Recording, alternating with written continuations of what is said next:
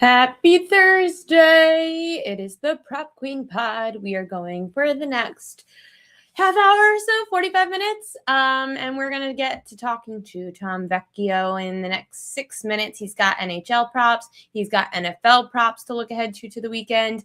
Mark Zinno actually had an article published on ESPN. He's now ESPN. So Mark Zinno is going to join the show for his now ESPN debut on the show, but you've always heard from Zinno. Zinno's going to talk college football with us. Obviously, we had to get some college football action in today. You guys know that I don't lie. I do not bet things that I don't like. I'm not going to sit here and handicap games for you guys in college sports because I don't handicap it. So we bring on all of our guests that are going to be better at it. Very excited to get all their thoughts. And I actually did mean to, I'm so all over the place today.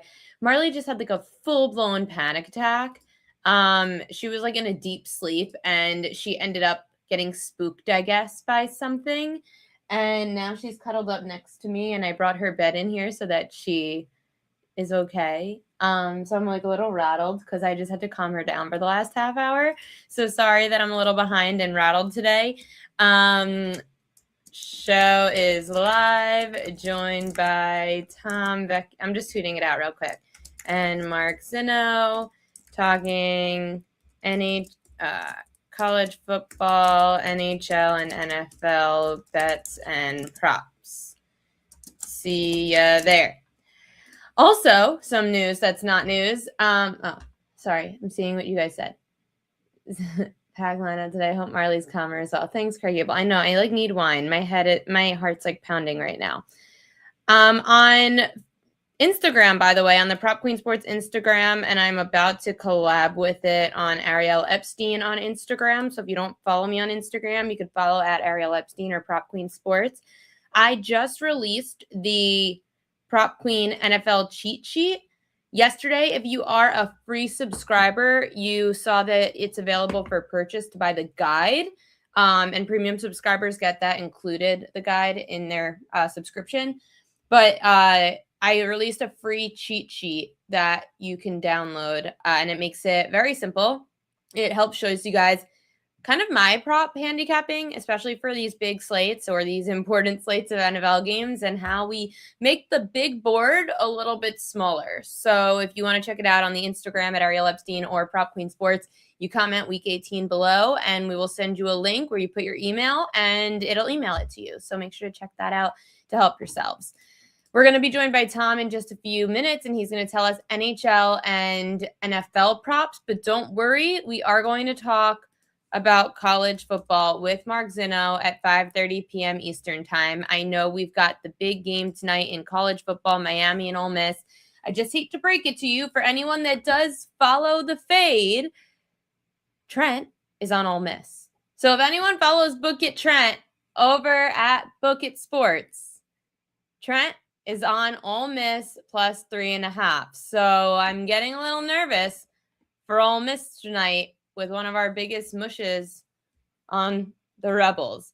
John Ewing from BetMGM posted that Ole Miss was plus 3.5 this morning. Now plus 3. Will Ole Miss win tonight?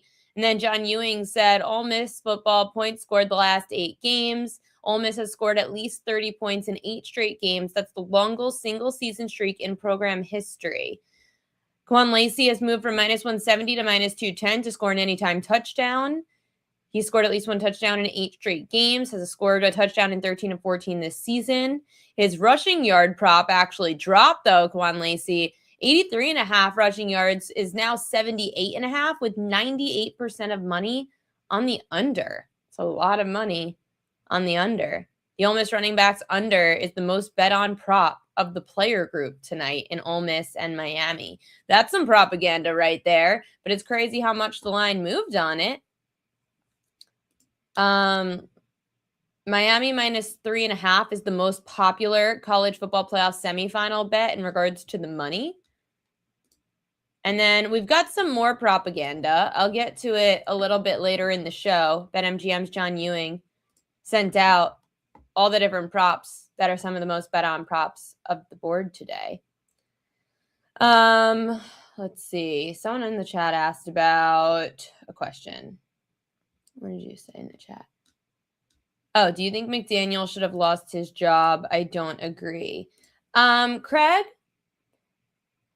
if John Harbaugh is not their coach, I'll be kind of shocked because it just seems so what? Out of nowhere that it seemed like McDaniel was going to have a job a few days ago. Then John Harbaugh gets fired, and all of a sudden McDaniel's fired. So if you haven't seen it, John Harbaugh is very good friends with the owner of the the owner of the Dolphins. He is also friends with a GM that the Dolphins are looking for who used to work in Baltimore.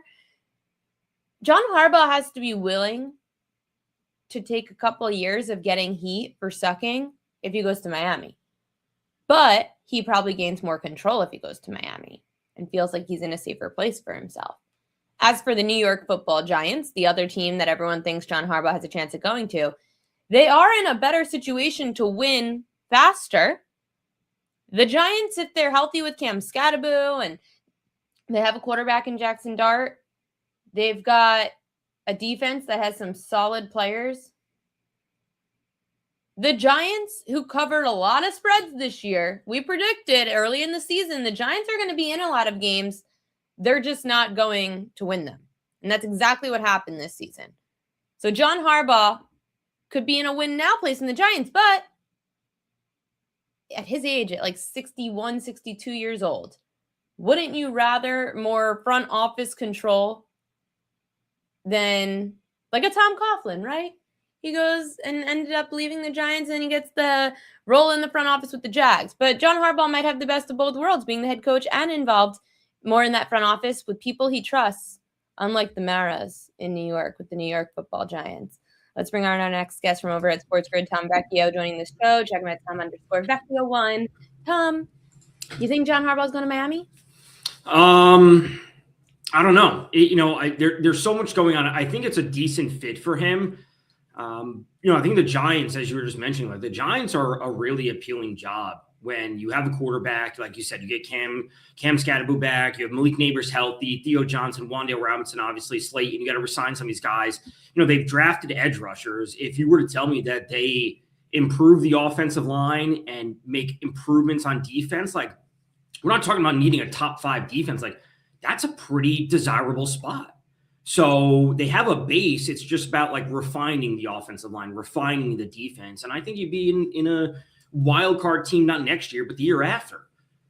Yeah, I mean, player personnel wise right now, the Giants seem more enticing. But again, you don't know what that relationship could be like with a front office like the New York Giants, right. With a bad GM and a really tough owner that clearly likes it still have a lot of control. Right. The issue with the Dolphins would be if they do move on from Tua, everyone's talking about like the dead cap space, which is you just have to eat that and like, no, we're going to eat this. And then in 2 years, when everything's off the books or whatever the timeline is, I don't know the exact years, 2-3 years, like that's when we really start to hit the ground because we're hamstringed at a certain point if you have to have just this portion of cap space that you just can't use.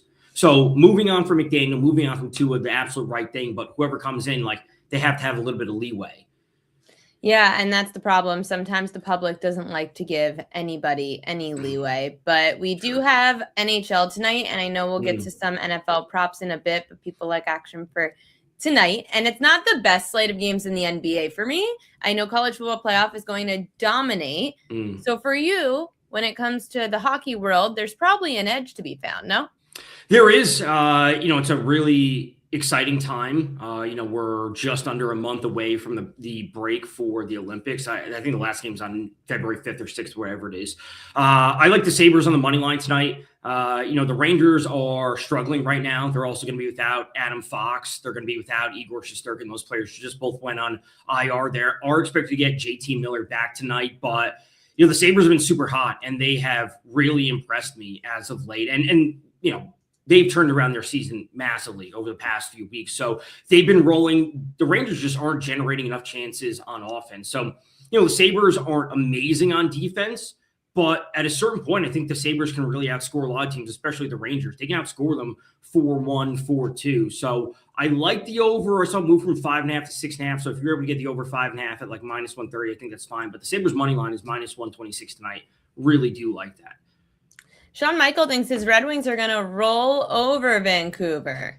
The Red Wings are a solid team. Vancouver's a mess this year. So really, any team can be putting up multiple goals over Vancouver. Yes, the first place Red Wings. They're in a good spot. They look good. Again, Vancouver shouldn't be beating too many teams this year. So they're going to be vying for the number one pick. That's what it comes down to. Well, okay. Craig Abel, we're talking hockey first, and then I'll get to NBA, but I have a feeling that Tom doesn't know any better than we do. Joe wants to know Jordan Eberle goal. I think that's a total fine spot. The money line they're going up against, I don't remember this off the top of my head, but I think I might be on the other side of that already, or at least considering that on the other side.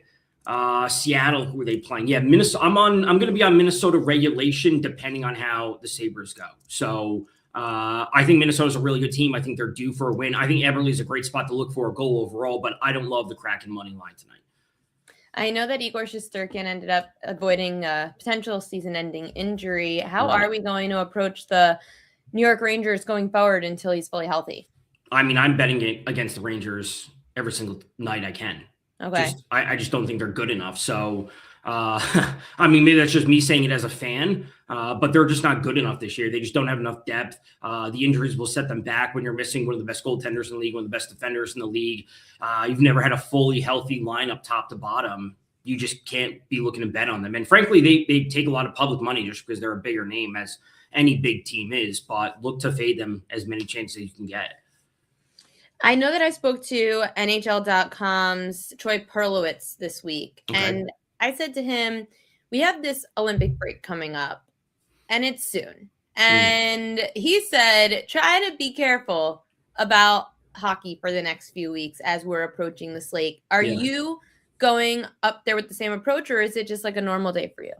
I mean, it's super situational because not only the break, but we also have to, I don't say like couple that with the trade deadline, but there are going to be teams that are going to be knowing heading into the Olympic break that they're going to be trading off a ton of players. Like Nashville is the team that should be trading off a number of players just because they're terrible. And those players have, somewhat enticing contracts to move on. So like if I get the sense that a team's are going to be packing it in, I may look to be on the other side heavily, but it's just going to be very specific spots. There's not going to be no one blanket rule. So I understand the logic, and I would agree with that basically from a top-down view, but there are specific spots that I'm going to be looking to attack.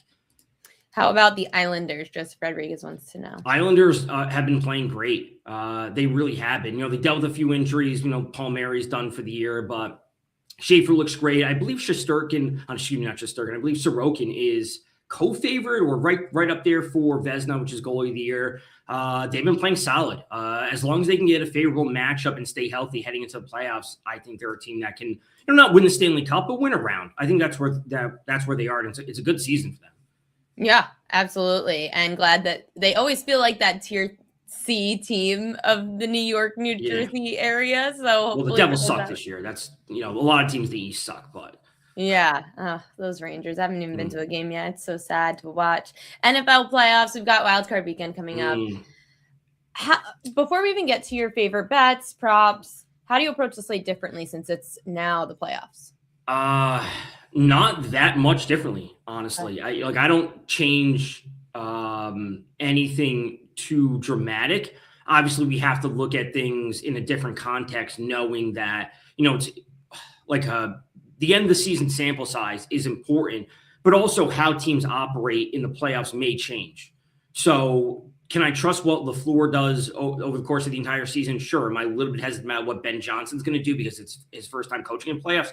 Yes. So again, there's no blanket rule that I apply to everything. I think we want to lean into what we know and what would have gotten us this far, but to see teams change things is going to be expected because this is do or die. So if a player averages, let's call it 15 rushing attempts per game, in a one-game sample size, it's very realistic that he ends the game with 7 because it's just not working. So he's going to fall dramatically shorter than his average or his projection just because they have to flip the script because something's not working. So they may want to run the ball X team, but if they can't do that, then we're going to see the quarterback fly over his pass attempts because they need to. It's not their game plan. It's not what they've done the entire season. But in-game betting in the playoffs can, I think, be really beneficial because teams need to do certain things. Shawn Michaels going to be happy with this. He says Packers beat the Bears 27-6. You're on the same page that you like the Packers, and you're not even going to bet the spread. You're just taking them straight up on the money line. Yeah, Packers money line. When we look at some of the numbers, especially for the Chicago defense, a lot of their production has been, for them, a good portion of the season has been buoyed by their turnover differential. Like, that's how they've been propped up. Being so good. It's like you give up an 80-yard drive and then you happen to pick off the quarterback in the end zone. It's like, well, turnovers are variable and they're kind of like noisy at the end of the day. So you give up a ton of yards and then it's like, oh, you force a turnover. It's like, okay, that's great. But those turnovers at that rate aren't sustainable. And we've seen that drop off as the season has gone on. And yes, the Green Bay offense didn't look amazing to end the season, but they are coming off a full rest. And, when we look at the Bears as they were home favorites last week. I forget what the number was against Detroit, but if you're struggling to put up points against Detroit when the Bears have something to play for, what are we going to see against the Packers defense, which by far, of course, is not as healthy as it was earlier in the season, but it's still a veteran defense. It's still a defense that has playoff experience. So I like the Packers to win. I just think that they're the better team top to bottom. I expect the offense to be there. A lot of people are talking about the weather in this game. It's not going to be a snow game. It's the wind will be the most important thing. It's not going to be a heavy precipitation game. And yeah, as Shawn Michaels saying, the Bears are frauds. I've said this for a couple months at this point, especially once they got on the win streak that they ended the season on. Kind of, I just think they're a year early. Like, it's a great turnaround. Williams looks great. Ben Johnson looks great. I think they're a year earlier in their development. Like, next year they'll be a true contender. I'm loving because a lot of smart people I know like the Packers. So I just checked the DraftKings lines. I wanted to make sure that we weren't all being so public.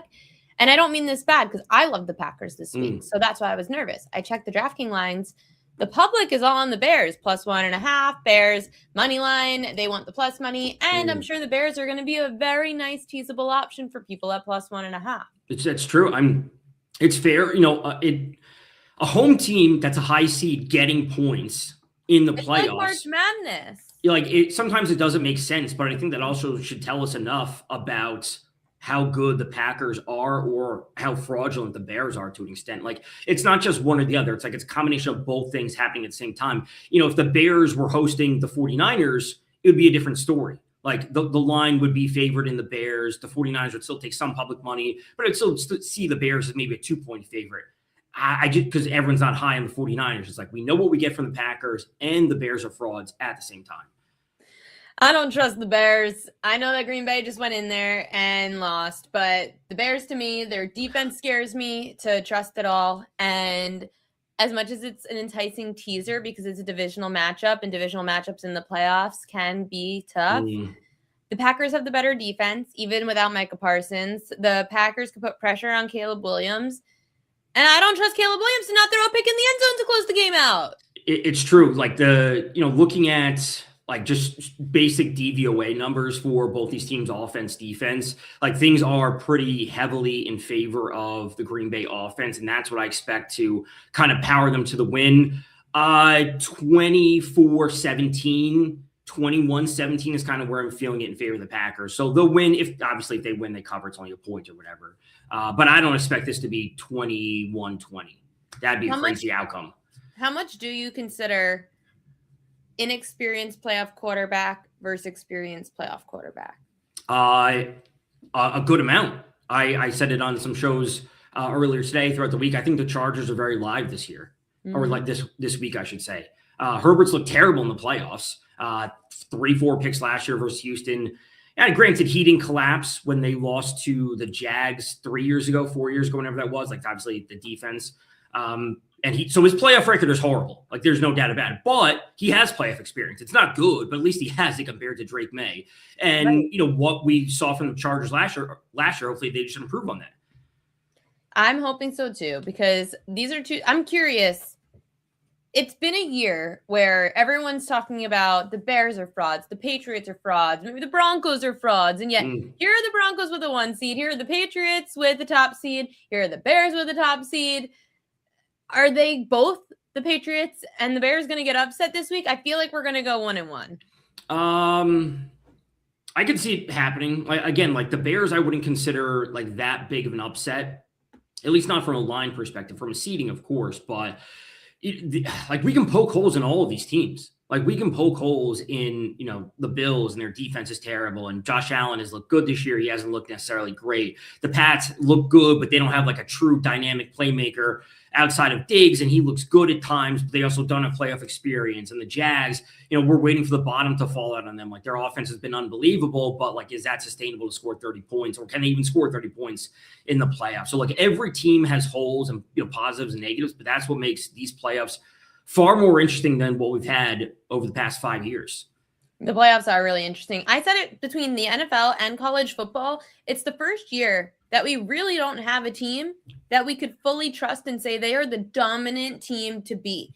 Some are saying it could be Philly, but the way the offense has looked the last few weeks, you could trust the defense, not so much that offense. Right. It's that like the Rams are plus 440 for the Super Bowl. They have the second odds. Seattle's at 390. The Rams are a wild card. Like the Rams are a team that's playing on the road. So like that should tell you enough. Like this is wide open that a team that can't even have home field is one of the favorites to win the Super Bowl. Sorry, Sean, I want to address you. I didn't mean that Indiana is not the overall number one. They are the best team. I meant throughout the season, it's not like an Alabama, Georgia, Ohio State team was someone that was a runaway favorite, and everyone question marked Indiana, I think, until the last few weeks. The last few weeks when Indiana's been dominating, people realize, oh, yeah, they are really good. But all season, you can't say people weren't questioning if Indiana was that good. Like, everyone was like, can we trust them? Can we put money on them? They've been good, but can we trust it? And I feel like that's how the NFL has been this year, where there are some teams that we are questioning, can we trust it? Are they really that good? And I think that's what's comparable between the NFL and college football this year. To J-Main's like, why are we so high on the Rams? I'm not saying I'm high on the Rams. I'm saying the market is high on the Rams. Like, yeah, I mean, they're double-digit favorites on the road at a place they just got upset a few weeks ago. Right. So I'm not saying I'm personally high on the Rams. I think the Rams are very good. I don't think they're leaps and bounds ahead of other teams, though. They've made some crucial mistakes, but I think it's a little telling that steam looks like it's on the Rams, and we're seeing this line move from 10.5 to 11 in some spots. I'm not willing to lay double digits in a playoff game, but that's me. I think there's other options out there. Yeah, I would agree. I thought the line did move down to 10 on Sunday night last week. I thought it was going to move to 9.5. It's back up to 10.5. I can see why people are buying into 10.5 and just taking a home dog with that many points in the playoffs. Just to answer your question, AC Money, this game, it was a 46.5 and it went down to 44.5 for Packers Bears. So that's a way to look at the line move, that the under is where it's trending to. Monday Night Football, Houston Texans at a team I don't want to name, the Pittsburgh Steelers, who just broke my heart. It wasn't them, actually. It was Tyler Loop, John Harbaugh. They all broke my heart. But this is a really low total at 38.5, and that kind of goes with the prop that you like. Low total, not a lot of scoring. A lot of people are like to back Tomlin as a home dog, which I think is certainly fine. But Woody Marks, rookie running back for the Texans, under 15.5 rush attempts. Again, he has been good, but there's a part of me that I'm just not sure they're going to be willing to give a rookie running back that many attempts. And when you look at the Steelers' run defense to end the season, terrible last week against Derrick Henry. We know that. But they were good against Cleveland. Granted, not the best offense overall. Cleveland also didn't have Quinshon Judkins. They were good against Detroit. They were good against Miami. And then they struggled against Henry again. And then they were terrible against James Cook. So this last portion of the season, they were terrible against elite running backs, James Cook and Derrick Henry twice, but they were pretty good outside of that. And they did hold Gibbs under control in that game at Detroit that they won. Woody Marks seeing 16 carries would shock me. Knowing that they have Nick Chubb back there, they have George Jordan, and I'm not expecting any one of these players to have 15, 16, 18 carries. I think they'll all be around 9 or 10 with George Jordan being the lowest amount. So again, coaching rationally, a rookie running back, 16 attempts, it's just too much. Me and Kelly have our NFL Survivor pool for the playoffs, which you should join. It's $25 to win $50K guaranteed. I'm asking all my NFL people Who's their survivor pick of the week? Who's yours? For this week, give me a survivor play. And remember, don't pick who you think might be your Super Bowl winner. No, right. Yeah. I would take the Packers. I truly believe that they are the better team compared to the Bears. And if that means picking the Packers and saving the Eagles, sure, I'll do it. I am so torn on who the hell is going to win this Super Bowl, Tom. That's a good thing though. Like that's what makes this exciting. And I will say, I think the Eagles could get back to the Super Bowl, but can they win it? The one thing I will say is you should always look for would be Super Bowl MVP odds and trying to bet them early. So I will be betting MVP odds before Saturday's games come to fruition. I haven't decided yet, but like I'm trying to always look at the differential where, if you like, Trevor Lawrence. Sure, Trevor Lawrence is he's what, 17-1. Like that is dramatically better than the Jags Super Bowl odds, which are not dramatically better, but they're 13-1. So I always like to bet an MVP early and before the games happen. I have to look. I can't see it in New York, but I'd be able to find. Stupid. It's the dumbest thing. And there are all these things. There was a new bill that was proposed in New York to try to ban sports book ads during games. Okay. It's not going to happen. I mean, of course not. The marketing money is too much. Too much money. You think that Fox and CBS, who are located in New York, are going to say, yeah, New York, you got it. No way. All these, it's so dumb. There's so much money involved, but they could waste their time because it's as if there's nothing else politically that we need to worry about. We're just going to worry about sports betting. And yeah, no, so stupid. But Tom Vecchio, you are not stupid. You are very smart. And we appreciate your survivor pick, Packers. We appreciate the bets for the NFL, and we appreciate your bets in the hockey world. Tom_Vecchio1 is where you could find them. What do you got going on this weekend at Sports Grid? Usual stuff. Show tomorrow morning, 7:45. Quick appearance there. Show. I'll be live all of Sunday Night Football for that game, which should be great. Again, I think the Chargers are live for the upset. So do I. Tom Vecchio, thanks so much. We'll see you next week. Thanks for having me. I know this next guest was just nodding his head because he loves talking about this crap. He loves the drama and the political scape. He loves to talk about all the stupidity out there in the world. But more importantly, he got a big opportunity this week, which we will also discuss. We knew him first, though. Mark Zinno joining the show. And we're going to talk college football. I know everyone wants college football action, so we will get to it. Yep. Mark, what the hell is going on though here in New York where they're like, oh, we need to limit what we're talking about in the college bet in the sports betting world? So dumb. You know how that whole thing stops is somebody from the sports betting lobby walks up to those politicians and goes, hey, if you'd like to get reelected and you'd like some money to get reelected, you might not want to do this. Okay, because we hold a couple of markers in certain areas that will affect your ability to get reelected. So think long and hard before you start pushing this legislation because the sports betting lobby has mucho bucko. Yeah, it's so stupid. It's like, so you don't like money. Okay, cool. No. Well, you have money and you just don't want everyone else to have money. That's very nice of you. Ariel, like maybe I'm just getting too old. And I don't want to be the get off my lawn old guy because I feel like I'm still pretty young. But, I saw this thing on Twitter or Instagram the other day about sports betting and like how it's killing young men and it's targeting 18 to 20. It's preying on 18 to 24-year-old men. Well, you know what the problem is those 18 to 24-year-old men don't have a set of balls. And the problem is that they're spending too much time on social media. They're not outside. They're not actually working out. They're not going to do things that young guys do. So yes, naturally, anything that sucks them in that is in an online capacity will drag them down. Here's a crazy idea. Put the damn phone down. Go have a conversation, preferably with a woman if that's your persuasion, and go out there and actually try to meet people and have adult conversations. And sports betting won't be the downfall of your life. It'll just be something that you do for entertainment. Because that's what it is. I know. Oh God, Sean, be nice. I agree. I think that people are on their phones way too much.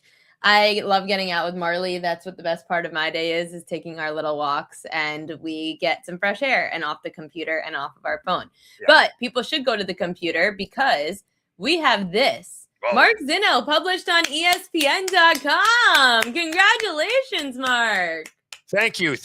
I just actually got notification from my second column coming out next week. Are you only doing college hoops for them? Are you doing college football too? Well, let's see. Let's keep our fingers crossed that all this blossoms into something down the road. But we're starting with college hoops, which is kind of like one of my specialties. And it was asked to write a column on, 3 futures bets that I like. So you can see it there. Go to ESPN.com under the sports betting page. There's also a link in my Twitter and Instagram and everything else. So appreciate you guys going to check it out. It was great. It was a lot of fun to do. I had some good editing help and support from our friend Pam, who also writes for ESPN.com. So it's been a really interesting experience. Give us one little blurb from this, and then we'll get into college football. Well, I'll tell you the 3 that I picked were Arizona, as you could see there, Gonzaga, and Michigan State. Here's what's interesting about Gonzaga. For all the times that Mark Few and that team that have come up short, amassing almost 800 wins, this is the deepest team and the most experienced team in the country. Ariel, their rotation goes 9 deep of guys who play at least 17 minutes a game. Like, that is unheard of. So, like, when they're pulling starters out, guess what? The next 5 guys coming in all still play. They all still score. And this is a Gonzaga team that is the 3rd most experienced team in the country in terms of returning minutes played. That's going to matter in March. It really is. Like, for all the years that they came up short, this whole team has been through the rigors of March several times before. That kind of stuff matters. And they're going to have a good path because they're going to win the West Coast Conference, which is one of the top 10 conferences in the country, and possibly be a 2 or a 3 seed, maybe even a 1 seed, depending on how things go with everybody else. But Gonzaga is a real live bet here at better than 10-1 to win the whole thing. Let's dive into college football. College football, I just saw some breaking news reported by your employer, ESPN.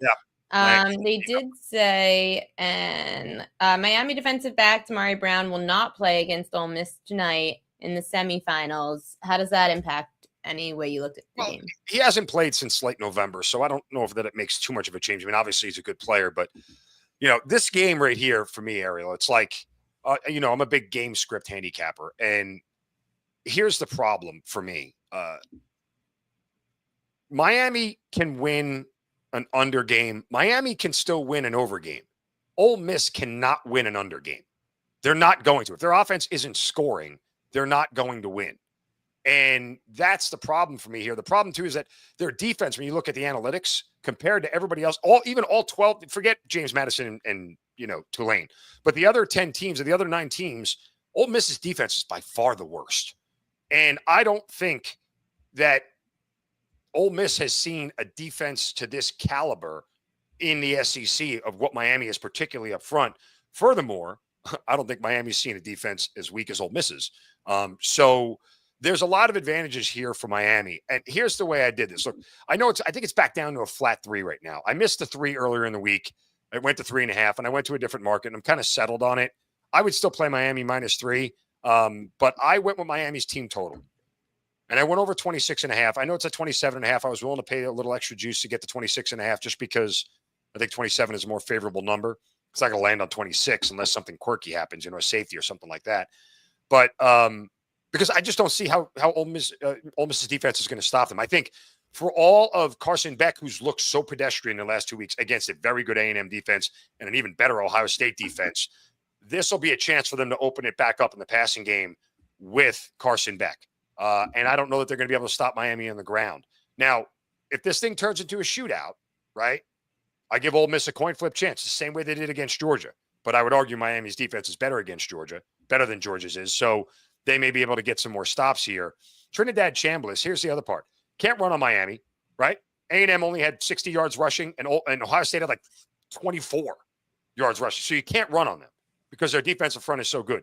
So you're asking Trinidad Chambliss to win it, which seems like, we trust him. He's a dynamic quarterback and everything else. However, his completion percentage against AP top 25 teams is just 55%. So now what? I don't have a good sample size that he can throw against competent defenses. And so now he's going to do it all with his legs. If they get behind, I'm very worried about their ability to play catch up against this particular defense. Mm-hmm. Gets after the quarterback well. So the game script for Miami here is get a touchdown lead early, put pressure on Miami to throw the ball, rely on Carson Beck to be not good because I don't think he is that good. I think he's actually pretty average. And hope that he makes some mistakes and turns the ball over, similar to what he did against Louisville, right? Like that's the game script right there. You force Carson Beck to throw, get him to make mistakes, get the ball back, continue to put pressure on them, even if it's with field goals. And that's the other thing too. Like coaching is going to matter here. Lane Kiffin likely would never kick the field goal in certain spots. I think Pete Golding will, and I think he should. I don't think you should pass up points against this team because I don't know how many opportunities you're going to have against them. Because if you come up empty, guess what? And they go down the field and score on your sort of subpar defense, now you're in an even worse position. I'd rather just them play conservative, take the points, and if you're betting Ole Miss, hope that they take the points and keep this thing within a score the whole way, and maybe you get lucky at the end. But bottom line here is my bet is Miami's team total over 26.5. Team total over. Okay. I was going to say, when it comes to the spread, I'm a little worried. Book it Trent, for anyone that does like the Rebels. Ole Miss, I saw. Book it Trent is on Ole Miss. I told you, if Miami's a flat 3, I'd live with a push. Okay. I think there's some flat 3s out there. If Miami's I'd live with the push. But, there is a world where this game gets away from Ole Miss pretty quick. Right? If I'm Miami, here's what I'm doing on my first drive, just for a goof, right? If I'm Mario Cristobal, I am using play action or dropping back to pass and taking some shots early. Let's see if they're ready for us to throw the ball because they think we're going to run. And if we can get them early and get down the field on them quick, they're going to be backpedaling the entire first half until they have time to make adjustments. And if not, I can go back to my run game on the second drive and try to, grind them down that way, the same way we did with A&M, the same way we did with Ohio State, and go back to your bread and butter. But I would try maybe on the first drive or two, if I'm Miami, to take some shots down the field, see if we can get something to break, a blown coverage or something they're not ready for, and boom, get a quick strike. And if you get Ole Miss back early, guess what? Then it's pin your ears back, time and go, because Trinidad Jamlis is going to be throwing. Look, Lacey's not going to – I don't think he's going to – if he has a big day, I'd be surprised. I really would. You can't Well, a lot of people feel that way. I was reading this at the top of the show. BetMGM's John Ewing posted one of the most bet on props, 98% of money is on the under for Lacey's rushing yards prop. And in fact, it's dropped by about 6 yards. That means he's going to go over. Which it's scary. It's what we always love, isn't it? So, yeah, no, look, I get it. And I understand why. But, two very competent running offenses in A&M and Ohio State didn't have any success against them. Look, Miami is the best team in the trenches. Look, I talked to a draft scout on ESPN last night. Named Dime official. To a draft scout, right? And I asked them of the 4 teams that are left in this thing, if you were going to start drafting NFL talent, quarterbacks aside, because they're different breeds, right? Where would you start? It's Miami's offensive line, Miami's defensive line. They are the best team in the trenches. They've been the best team in the trenches on both sides this entire tournament. I thought Texas Tech had the best front seven in the tournament. Again, we're excluding JMU and Tulane. They don't count. But, the point simply is that Miami is so good on the offensive and defensive line. It's really hard to get through those guys. And we've got enough of a sample size to know it. Now, if Lacey does it, Ole Miss, the world is your oyster. If they can run, Trinidad Chambliss is going to have a massive game, and Miami's in deep spit very early on. But if he's getting stuffed early and often, what's Miami's contingency plan? Drop back and let Trinidad Chambliss hope things break down with his legs and then take off, and that's all you got. That's the only thing you got. And I don't know how sustainable that is for 4 quarters, because eventually you're not going to be able to cover, they'll be able to cover guys for 3 and 4 seconds down the field. And that's enough time for that front 4 to get after Chambliss. And if they get him on the ground early, and like I said, you're also dealing with a guy who doesn't complete a lot of passes against elite defenses. That's a problem. When you're only completing 55% in college, that's a massive problem, especially when a lot of quarterbacks are in the low 70s. So when there's a 15% drop off, that should make you nervous. For a player prop, you mentioned something that potentially could go under, but what's a player? I wouldn't say you don't have to list an exact prop. I didn't ask you in advance, but who's a player that you could see achieving or overachieving tonight that maybe could be worth a look for people on the overs? I think Carson Beck's passing yards prop. It's been so depressed after the last 2 games. I don't know where it is right now. Double check it for me. But I tell you, if it's anything under 200, I would go over. Because, he had 130 in the game against A&M. I think he had 108 or whatever it was against Ohio State. Part of that was because they had such success running the football that they weren't going to get away from it. And, there was a sense from a game script Miami knew that they had him, right? They knew that their defense was holding these guys. They're not scoring against us. So let's just choke them out and slow this game down and not do anything too crazy and too stupid and make them beat us on the offensive side of the ball, and they weren't able to do it. 224.5. Yes, that's a high number, but Ariel, I'd still give it a whirl. And I think odds makers realize against this defense, he's going to have time and room to throw. That's where I would go. I think Carson Beck is live to go over that number. And I'm telling you, call it a funny feeling. They may take some shots early, and they may take some shots down the field in the game. And all he's got to do is complete one of those 60-yard touchdown passes, and he's going to go over that number. Let's go to tomorrow. Okay. Oregon, Indiana laying that short number of 3.5. And you would think Indiana should be favored by more by the way the public's betting it, because I've seen like 80% of action coming in on Indiana. The chat loves Indiana. Is Indiana going to like prove the sports books wrong? Well, Ariel, you know this as well as I do. This was at 4.5. And damn it, That's fishy. I missed it. Right? Fishy line. It's coming in on Indiana. Where does the line move? Other Fishy direction. line. Now, I've been on record. Listen, I liked Oregon a lot plus 4.5. It went to 3.5, and now I'm what you call a scared. I'm a little scared to bet the 3.5 because just 4.5 felt better. Like it just got me outside. Even though college doesn't really have key numbers, key totals the way the NFL does. I got very uncomfortable when it went to 3.5. I'm like, shoot, I really wanted that 4.5. That said, even at 4.5, I was willing to sprinkle a little on Oregon money line. I think it's a definitive half a unit type thing. Half a unit on Oregon plus the points, half a unit on Oregon money line. Nobody should be surprised if Oregon wins this game. I get how good Indiana. Shawn Michael would be. Well, Shawn hates me. He every time I come on, he's like Jim Carrey in Bruce Almighty on the keyboard. Love you, Shawn. But like, I don't think it should surprise anybody. Number one, both of these coaches are supremely good, right? Both of these coaches are the guys who would rip their own mother's heart out to win a football game. Like, I truly believe that about both of them. They are maniacal. And I think Lanning getting another crack. Now, remember, Oregon had a lead against Indiana in that game at Autzen Stadium. So if you kind of believe in the theory that, hey, you give them a second crack at it, they'll get it right. I don't think the gap is as big as other people think it is between these two teams, right? And there is a sense, Ariel, that we are overvaluing Indiana's win over Alabama, who was leaking oil for the better part of 5 weeks heading into the playoffs, right? We saw what Alabama did to Oklahoma. And again, I'll go back and say that was more of an indictment of what Oklahoma is. And I told this people outside of JMU and Tulane, Oklahoma was the weakest team in this tournament. And in reality, they should have been left out. Notre Dame should have been, and Miami both should have been in. Because when you look at like power rankings and what odds makers look at, Oklahoma was way down the list. And they did not belong here. Their defense did, but their offense did not. And they were not a complete team. So I think Alabama beating them gave people a false sense of what Alabama was, and now you're going to get a false sense of what Indiana is because, again, Alabama was leaking oil for a month. They were falling apart. After that stretch of 4 games that they won against 4 ranked opponents, including Georgia and Vanderbilt, they started to come apart. I think it just got the better of them, and you saw that towards the end of the season. You saw it in the Iron Bowl.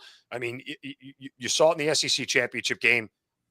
They managed to get past Oklahoma with an impotent offense, and they get smoked by Indiana. So I think we're overvaluing that win a little bit here. I don't doubt Oregon. And, oh, by the way, like when you're looking at, think of it this way, and this was a great comparison that I heard.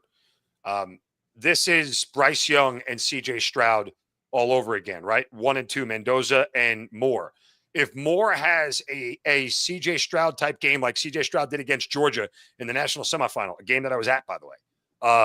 I was actually at that game. And that was the day that, like, I'm not a draft analyst by any stretch, but when I watched that game live, I said, that's the number 1 quarterback in the draft. I thought CJ Stroud should have been picked number 1 right after that game. I think Dante Moore can have that type of game. And if he does and goes blow for blow with Indiana, even if he loses on a field goal, right? Boom. You know, there will be conversations about him being the number 1 overall pick. So there's a lot on the line here for Oregon. I think they can win the game. I do. I know everybody, a lot of people I respect are on Indiana, but a lot of people I respect are also on Oregon. So I'm going to ride with the Ducks here. I'll take the 3.5. I might try to find an alternate market, but the total, I really don't know. There's a dozen game scripts here that I can put to the 6. I can put to the over, 6. I can put to the under, right? Like I don't have a real good feel on it, but I'm willing to ride with Oregon here and take the points. Oof. Yeah, you might entice me with that fishy line moving against the public. I always love that. You mentioned 2 quarterbacks that are in the NFL playoffs this weekend. CJ Stroud playing Monday night, Bryce Young playing for the Panthers on Saturday. Anything that stand out to you on the NFL playoff board? Yeah, I'll tell you this, and I'll disagree with Tom when he used the word upset. In this year's playoffs, there is no such thing as an upset. Nobody should be shocked by any team beating anybody else. There is no great team. There is no standout team.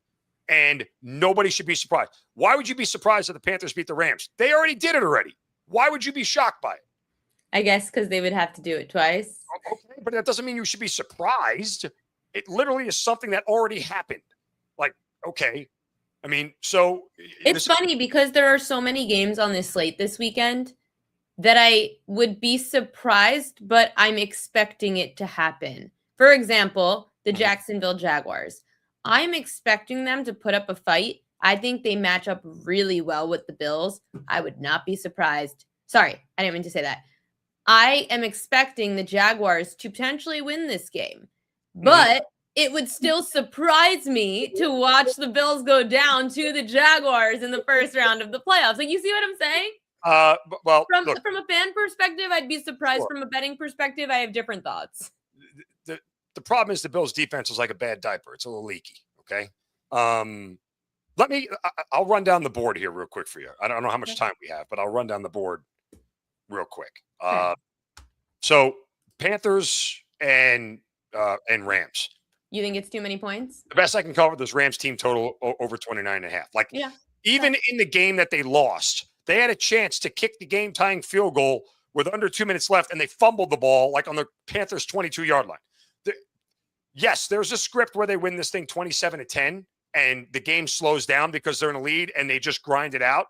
I could see that, but if the Rams don't score 30, how do they cover the number? Like, the only way they do it is 26. That means Carolina. So either Carolina's team total under. And in the first matchup, by the way, I played the Panthers team total over, and it cashed in the second quarter. Well, I had the Panthers that game because it was a very bad spot for the Rams that week, or whatever it was, and it was bad weather and everything else. But it was a pick six early on that gave me a free 7 points, and so the Rams team total of 16.5 cashed in the second quarter.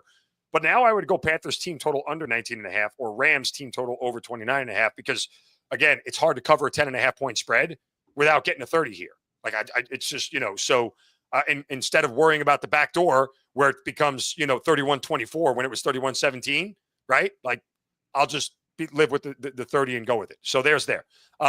Packers is one of my best bets of the weekend. Can we be done with this Fugazi Bears team, please?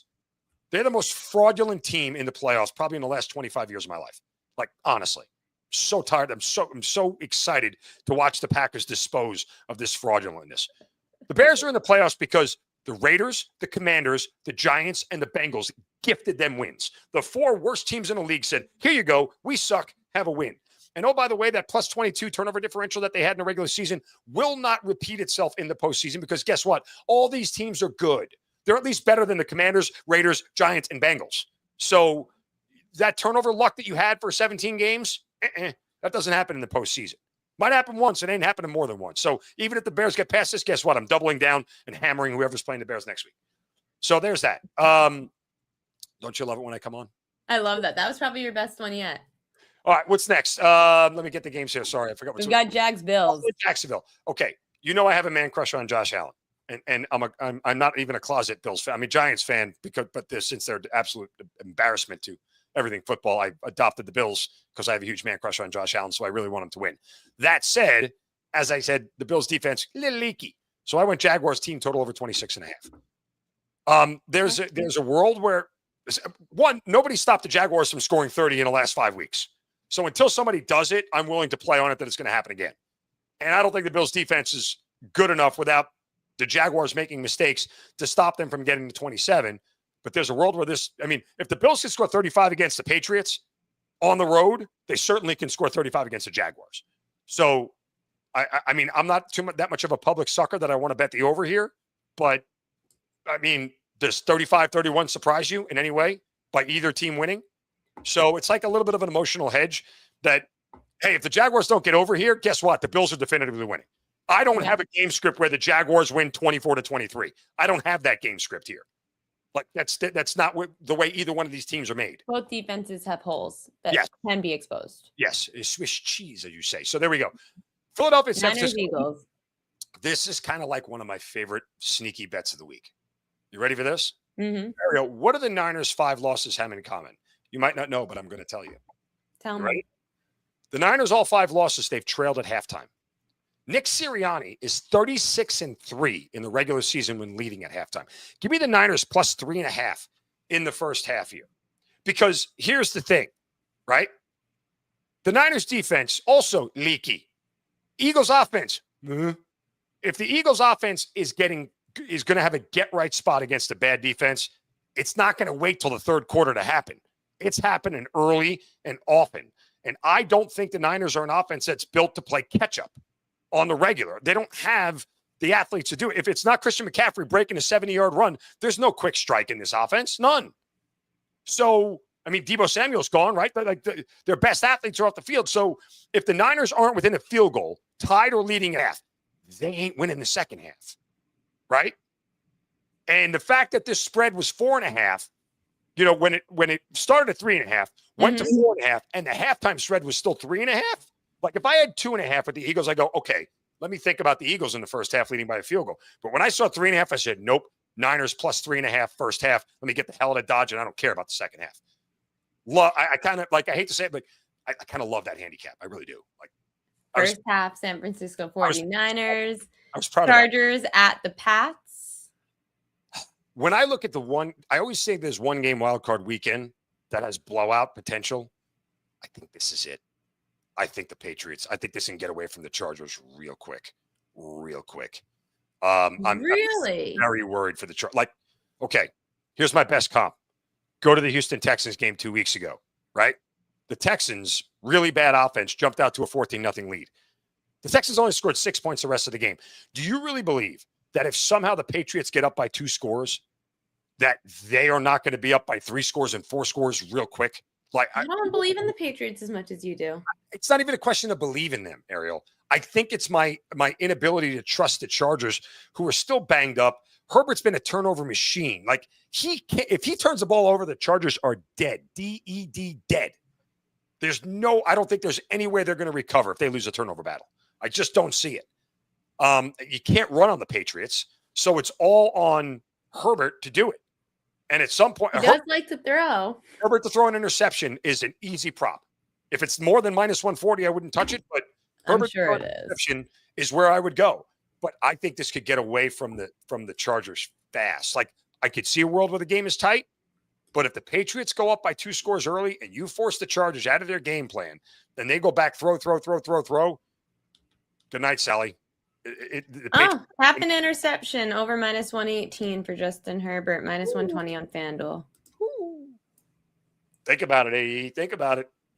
It's not enough. I actually am a little worried because it's not even more juiced out. I don't know. Interception props, like for somebody that should throw one, are pretty juiced. So that one's a little scary to me. Last game, Texans and Steelers. Tell me that you hate the Steelers. Just kidding. No, I have the Steelers on the money line. Why? Come on. I don't want to see them win. Screw them. Oh, that's right. I'm sorry. I forgot. Sorry. Well, listen. Everybody is counting the Steelers out already, which is laughable. But objectively, I'm taking a dome team, sending them outside on the road in adverse conditions in one of the toughest places to play with a swirling wind field goal end at one end and a shaky kicker in Kaimi. He's not shaky, but all kickers suck. And this is a flat 3, right? It's always curious when odds makers don't move off that number, Ariel.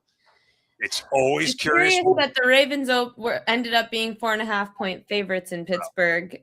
And CJ Stroud and this hot Texans team with a great defense, the best one in the NFL, is only 3. That's the only thing that scares me. Well, okay. But their offense stinks. Like, it's bad. And here's the rub for the Steelers. They can't help the Texans out. Can't give them a short field. You can throw a pick, but it better be the same as a punt. Better be 40 yards downfield, right? Like you can't give them a short field. If you only give them 30 yards to go down the field, they're probably going to put a touchdown up, right? Like, but you can't flip the field for them. And that's the one thing they can't do because the Texans defense is very good at giving their offense favorable situations. But punt the ball away and make them go the length of the field every single time. And by the way, the Steelers, I don't know if you know this, haven't lost a home Monday night game in 33 years. Yeah, Mike Tomlin's really good at home in Monday night. Mm-hmm. That defense scares me. Granted, all those have been in the regular season. I don't know if it changes for the postseason because the There's only one Monday night postseason game. Well, there's only been 3 of them ever. Yeah, So, it's a weird spot. I need to get your Survivor pick though, because Kelly and I have our Splash Sports Survivor pool. Who are you going to pick for Survivor this week? I think it's the Patriots. Oh, okay. I think it's the Pats. And look, I would tell you this: if the Bills get past this round, I'm going to feel very good about my future for them to win the Super Bowl. If they get past this round, Got it. it's if they survive and beat the Jaguar, this is where I think they get clipped. If they don't get clipped here, I don't think there's a team that beats them. I think they can go anywhere and win. They know they can win in New England, and Denver, I don't think is good enough to beat them. I think Josh Allen presents a whole lot of problems for Denver. You really love Josh Allen. I didn't know this. I am in love with Josh Allen. Haley We Stein. do have a question from the chat, though. Is it unrelated to the weekend? And it's good for Mark because he lives in Atlanta. Atlanta press conference with Arthur Blank. Any thoughts? Yeah, I mean, look, he didn't really tell us too much. There were 2 search firms hired to evaluate, and they had a search firm come in to evaluate the state of the team and the football operation and everything else. And what Arthur Blank is doing for the first time is he's putting another layer, sort of a bureaucracy between him and the GM with somebody who they're going to hire as the president of football operations. I think that it's probably smart, but in reality, if the buck still stops with the owner, which it usually does, and that's the owner's right and prerogative to have the buck stop with them, I don't know how much is going to change. If you're going to bring in a president of football operations and then tell them that, well, I don't like what you're doing here, I'm going to do what I want to do, a la the Cowboys and other organizations, then why bring them in? So we don't really know how that's all going to work out yet. But, it's telling that they cleaned house across the board to get a fresh start with a roster that probably should have been a playoff roster this year. Here's the biggest problem, though. Like, if you're evaluating all these open jobs, if you don't have a quarterback, like, I don't know why I want to go there. Like John Harbaugh. I don't think Atlanta's in contention for it. I think that, look, it's a great roster, but who the hell is taking a snap week 1? Are we going to do the Jameis Winston experiment? I mean, the Falcons just restructured Kirk Cousins' contract to set it up to cut him with a post-June 1st designation. And so, I'd be surprised if he's back. Penix likely isn't going to be ready week 1, and you don't even know if he's the answer yet. So, you don't have a first-round pick. Like, what are we doing? Yeah, that's going to be what coach wants to get a head coaching gig and at whatever cost, because that organization has been a mess. Look, it's objective. Look, Bijan Robinson is one of the 3 best players in the NFL. I love Bijan Robinson. They have a top flight. They need a quarterback. They have a great offensive line. They're great on defense. They have the defensive rookie of the year, most likely. They have they were second in the league in sacks. There's a lot of talent on the roster, but none of that talent matters if you don't have a quarterback. So, hey, by the way, is Jesse Minter going to Baltimore? I don't know. I don't think Baltimore started anything yet. We'll see. Listen, I know that Flores is one of the people they're going to interview. Daniel or Kingsbury or the OC, I think you're in good shape. No, not at all. You don't want Big They Daniel? need a defensive coach. Yes, no, I said as your OC. Oh, as my OC. Sorry. I don't know what they're doing yet because they haven't fired their coordinators. So it's going to be. The coach is going to pick their coordinators. They haven't been officially fired yet. I don't think that's is that how that works? I thought when the head coach got fired, the entire staff got fired. I don't think that's the case. I know they have separate contracts, but typically nothing has been reported that Zachary Orr and Todd Monken are relieved of their duties. Well, that's weird because it didn't Harbaugh want Monken back, and that was the reason. Wasn't that the report? Yeah, he wanted Monken, and they wanted to get rid of him.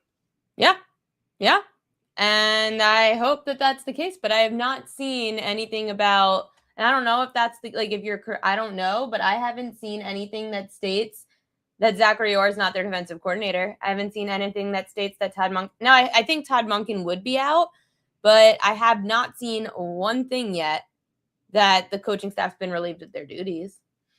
I'll say this about John Harbaugh. I kind of hope he does come here in Atlanta because I loved covering the first time. And that I covered the Ravens for 10 years and was there for their Super Bowl run. And I'll say this much about John Harbaugh, just a quick little anecdotal story if I have a moment. We got to go. Oh, okay. Well, then next time.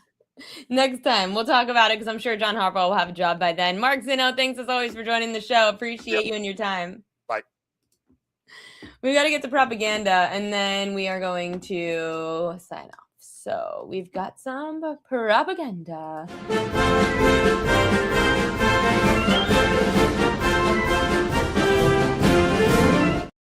He's the most bet on props tonight for college football playoff game. Oh, no, that's Indiana, Oregon. Damn it. Come on, John Ewing. Where are you? There we go. I took the wrong screenshots. Wrong game. That's for tomorrow, to which we will share it tomorrow. We're going to have a Major Matt on the show tomorrow, too, and we'll talk college football. These are the most bet on player props for Miami and Ole Miss tonight. Quan Lacey under 78.5 rushing yards. Daquan Wright over his receiving yards. Mark Fletcher Jr. over 88.5 rushing yards. Trinidad Chambliss over his rushing yards. Malachi Toney under his receiving yards. And then the most bet on players to score an anytime touchdown. Trinidad Chambliss, Malachi Toney, Quan Lacey, Mark Fletcher Jr., and Carson Beck to score anytime TDs. So if you like to fade the public, this is where you would fade. And if you like to back the public, then good luck.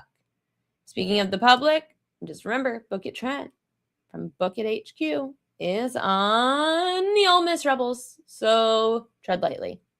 I don't have NBA tonight. There's only like 4 games on the slate, and it includes like a back-to-back. So I focused a lot on this cheat sheet that I gave out today, and you can check it out I'll put it in the chat, actually. Do I have a picture of it? Nope. Hold on one second. Let me take a picture of it so that you can see the cheat sheet. Oh, no. Hold on one second. Damn it. I'm having technical difficulties. Okay. So the NFL wildcard cheat sheet is now live. And I'll show you an example of what you could get from the cheat sheet. It's just super simple. And then I'll drop the link in here. Oh, I can show PDFs. Oh, your computer. Oh, let's try this. Downloads. Cheat sheet. Yes, we could show it. I just didn't know how to do it. Hi, Marley girl. Hi, Marley. Marley girl was so scared before. Okay, so here's the NFL wildcard cheat sheet. So I'm going to drop the link, and I'm going to show you guys what you can expect from the cheat sheet. Let me just get you guys the link real quick. Subscribe. If you drop your email in this link, then I will make sure to, and I put it in the chat, drop your email in that link and it will come right to your inbox, this cheat sheet. So basically, it shows you where each defense has holes and where each defense excels. So this way, you can start to dwindle down the board. This is exactly how I start my process for props. I go through, like, it's a huge menu. So how do we take that huge menu of props in the NFL and make it smaller? And I take the same approach in the NBA. I take the same approach in Major League Baseball. I see defensively where the holes are, and then I attack them. For example, the Los Angeles Rams are allowing the 9th most completions per game. So that's where on the prop betting guide, I'll tell you the breakdown of Bryce Young. But if you want to just do it yourself, you could use the cheat sheet. It's totally free. Just type your email in. But if you're already a subscriber, you have this in your inbox. But if you don't subscribe to the Prop Queen newsletter, then just type your email in and I will send you that cheat sheet right away. And following that, you'll get the link to the prop betting guide a little bit after. So this way, it's just going to help you guys formulate your prop bets better so that you have a better idea of the Prop Queen method. The Prop Queen method is super helpful for not only narrowing down the board, but for also finding better edges. And that's exactly what we're here to do. I know a lot of people have these real jobs and they have a lot of work on their slate. This is helping to decrease the amount of time that it's going to take you to place your bets. So that's the cheat sheet that you could get for free. The link is over in the, if you're watching on YouTube, you can get the link in the chat. It's over at thepropqueen.com. So just subscribe and you'll get this straight to your inbox. I hope you guys got a lot of good information today from Tom Vecchio and from Mark Zinno. Tom Vecchio said that his favorite bets are Sabres money line tonight, Packers money line this weekend, and Woody Marks under rush attempts next week. And Mark Zinno says that he likes Miami's team total over tonight, and he likes the Oregon Ducks, potentially even in an upset for Survivor, because remember, you can still join. Kelly and I had to open up another Survivor pool because it was so popular that it filled up literally the fastest of any Splash Sports contest that Kelly and I did. But the second one is still available. We have I think we're half filled on the second one. Survivor, $25 makes you $50K if you survive to the end. Kelly and I, you could use promo code PQueen when you sign up. But Kelly and I have this going, and the deadline is Saturday, so make sure to get it in by Saturday. So far, Jared Block likes Houston, Tom likes the Packers, Mark likes the Patriots as their Survivor picks of the week. We'll talk more about the NFL Wildcard Weekend tomorrow. Mid-Major Mac going to join us to also talk college football playoff. I've got to get another guest on the show.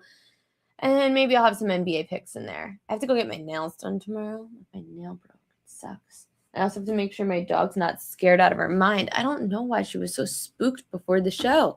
I was so betumbled getting on the show because she was having like a panic attack because she was sleeping and then she got spooked because there was some loud noises. So sad. So now I have to go comfort her. Good luck to all your bets tonight. Enjoy the college football playoff. I will see you tomorrow, 5 p.m. Eastern time here on the Prop Queen Pod.